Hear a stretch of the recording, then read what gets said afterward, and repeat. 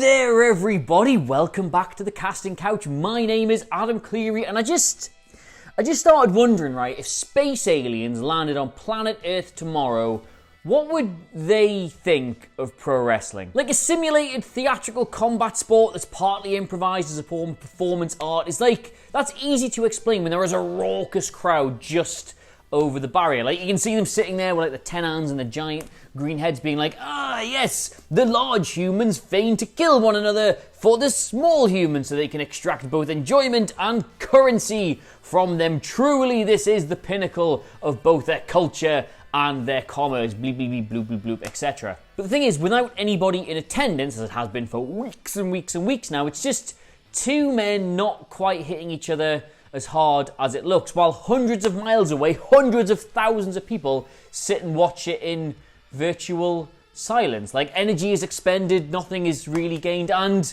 why, yes, I do have a lot of spare time on my hands to think about these things. Why do you ask? Anyway, since you're all here now, we might as well look at what terrestrial force was being expended during Essential Service NXT this week. And just to really ram home how pained this intro is, Triple H and Shawn Michaels are on the show, so take me to your leader, indeed. Anyway, my name is Adam Clery, hashtag on Thursdays we wear yellow. I'm fine, thanks for asking, and these are all the ups and downs for this week's episode of NXT.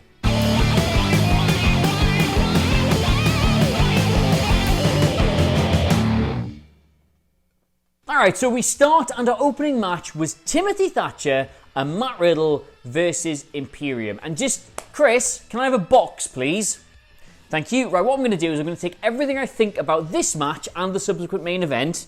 We're going to do that, put it in a big ball, and it's going to go into the box, like that, and we're going to deal with that at the end of the show, because it's one big thing, isn't it? I don't want to start now and then have to come back to it later. So, that's in the post. Alright, so we skip ahead to Tegan, Knox versus Indy, Hartwell, and I always think in NXT, these showcase matches are quite tricky to do normally. Like, the brand still seems fairly committed to not just putting on squash matches, because I think they still see themselves as a bit developmental, and you don't really develop anything if you just walk down to the ring, take a finisher, and then head to the locker room. You're not really going to develop doing that, but at the same time, the bottom rung of the roster isn't exactly chock full of people who can believably go with the people they're trying to put over. So there's a hard balance to strike. Just like, put it this way, for every 5-minute storm you could have with someone like Bronson Reed, there's also equally another like 3-minute awkward time filler with someone like Aaliyah. Shouts then to Indy Hartwell, who for large parts of the opening exchanges of this match looked like she would have too much fatigue and Knox to deal with, but lo and behold, our gallant champy person we like managed to overcome her strength by using other things in her arsenal. So it basically puts Indy Hartwell over as a big, strong unit, but also Tegan Knox over as somebody who's just really, really good. So yes, that match gets an up, but I particularly enjoyed Tegan Knox being called NXT's answer to Captain America.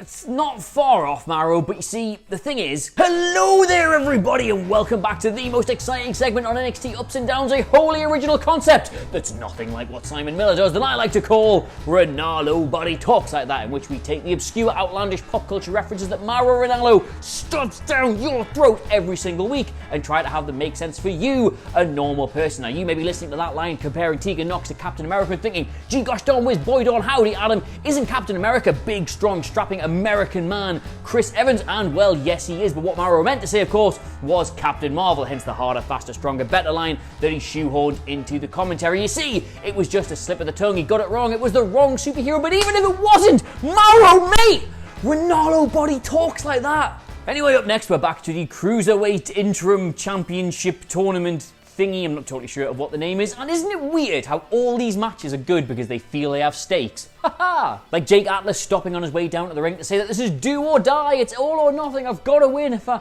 want to have any hope. Didn't that just get you going, oh, this gonna be good? And the thing is, while none of these Cruiserweight matches have been quite bangers just yet, they've all been quietly efficient, they've all done their job, they've all put over somebody in victory and also still made somebody else look good in defeat, with a couple of exceptions to that, but by and large this was your atypical example of these matches. The two put on a short but technically sound match, which has really helped elevate Atlas as a newcomer in the division to somebody to take seriously, and Tony Nese, despite the fact he's lost 3 matches, has looked really good in all of them. I don't think of him as a joke, I don't think he's hopeless, I just think he's been beaten 3 times. So hopefully whatever anybody goes in to do after this tournament is going to be more interesting as a result. It's been a great platform for everybody involved, but of course, more on that later. Wait, did I say this gets an up? Did I say that? Did I say it gets an up? Who am I talking to? There's nobody here. Up. Just a quick pit stop here to thank Undisputed Era, who, to celebrate WhatCulture Wrestling hitting 1,000 podcasts yesterday,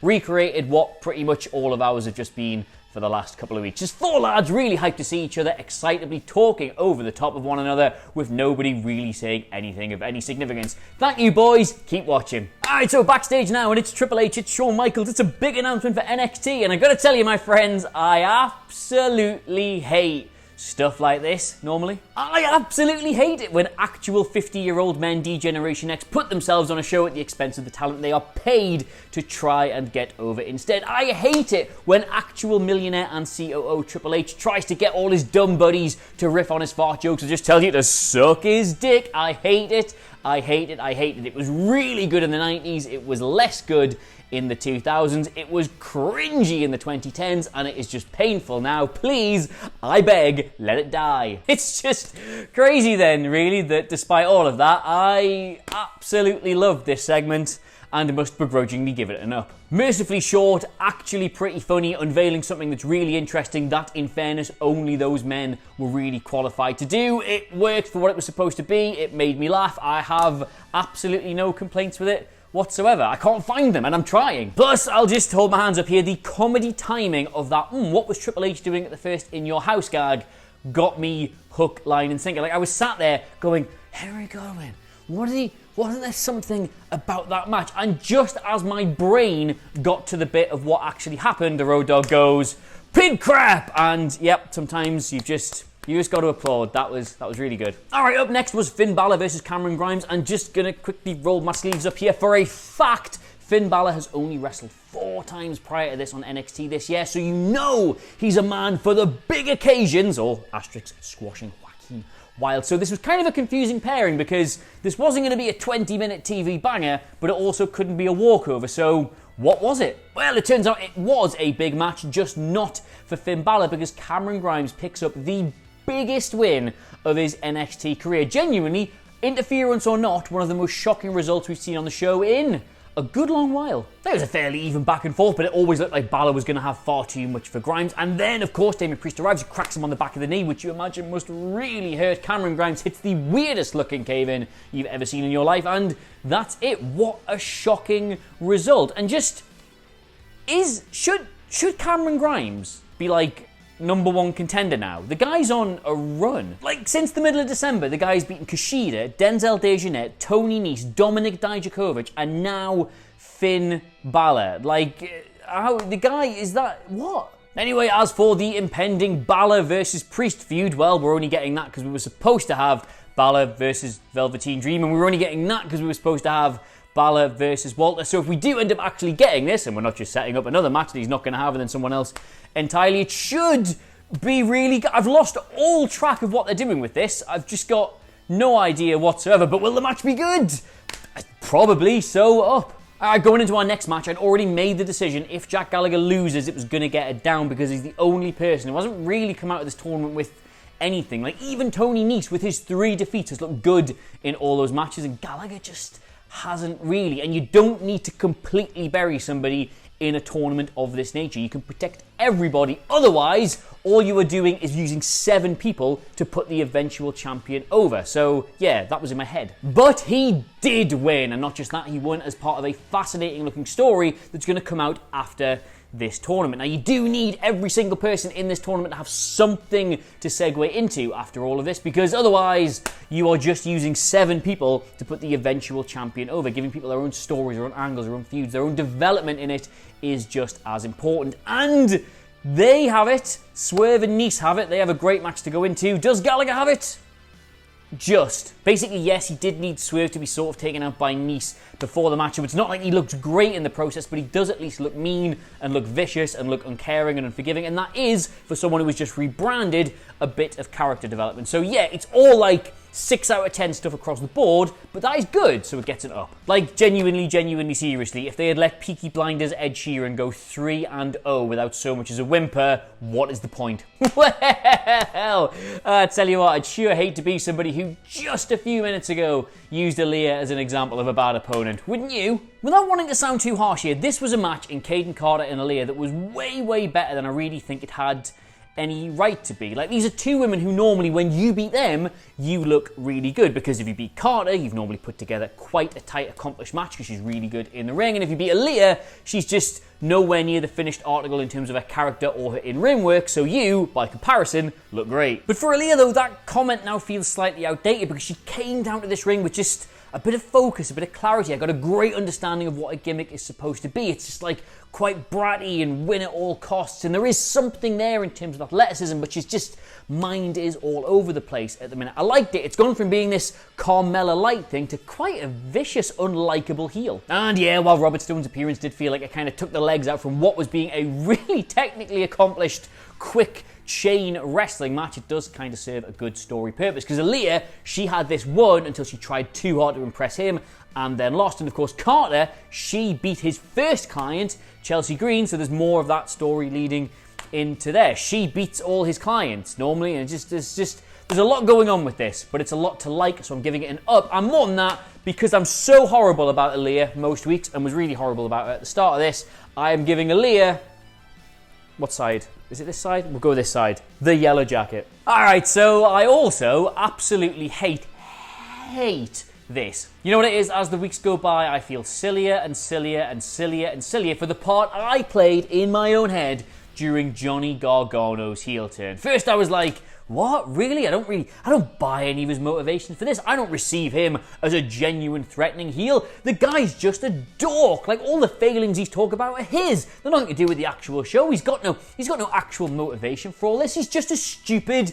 nerd. And then when the penny dropped that he is just a stupid nerd, God does that change things. I really like this now. It is so deliberately obnoxious and grating, but not in that. Remember that phase Baron Corbin went through where he was in the main event of every single Raw just doing rest holds, and everyone's like, oh, it's effective heel work if you don't like it, while millions of people were changing the channel. This is that, but it works. Like, I hate them. I'm so wound up by them, but not in a way that makes me want to stop watching, in a way that makes me want to see them get their skulls caved in. Just this latest little dinner table thing has made me desperate to see them put Mia Yim and Keith Lee together and have them absolutely pulverize the pair of them. I am desperate to see. Tell me when this match is. I will be here an hour in advance getting excited for it. I'll be screaming at the television, the shin bone, Mia! Break his shin bone! I am desperate. I am praying to see Keith Lee charge Johnny Gargano, Gargano move out the way,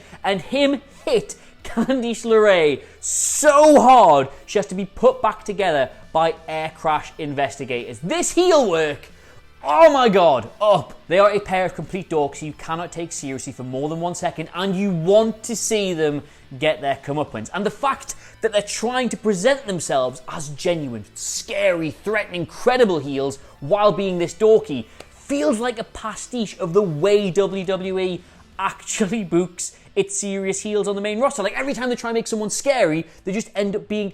He called him Dominik Dijakovic! Come on, this is high art! Yeah, so, bottom line, really like this. It was really good. It's so stupid, and I get why everybody hates it, but just... It feels nice for once to hate something for reasons that are going to make me want to watch a wrestling match, not make me turn it off. So, yeah, what a great show! All up! So I think that's us pretty much...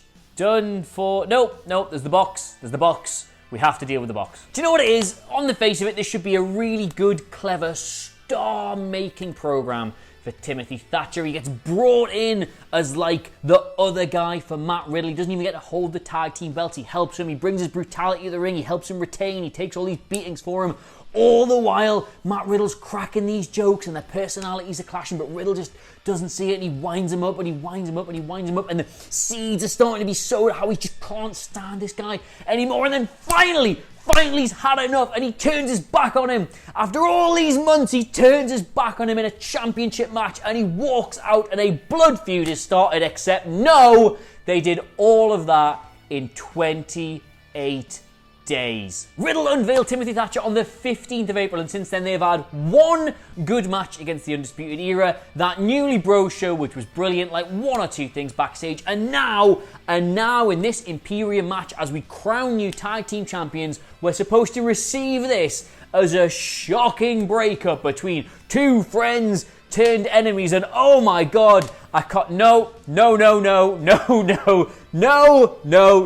Sasha and Bayley have been doing this dance for a year, and that's why that is really good. You can't do this that quickly. Bad. Thing is, I'm not even angry, I'm just disappointed. There is no need whatsoever for them to have rushed this. There was no need to rush it in the match. There was no need to rush it in the build-up. There was no need to rush this feud together out of nowhere. Nothing else is going on at the minute. Everyone's still in lockdown. Why not give us this? Have a bit of consistency week on week on week. What? Nah, bad, awful, hate it, down. The match, down. Still though, if there is one silver lining from this, it is surely that after this breakup, whenever these two finally come to blows, whenever they finally get their hands off them after weeks of build and anticipation and brawls and whatnot, when they finally have that blow-off match, surely that's going to be like a 20-minute TV main event or something that's worthy of going on a takeover. Surely that's what's going to happen, and it's not just going to be 8 minutes at the end of this week's show.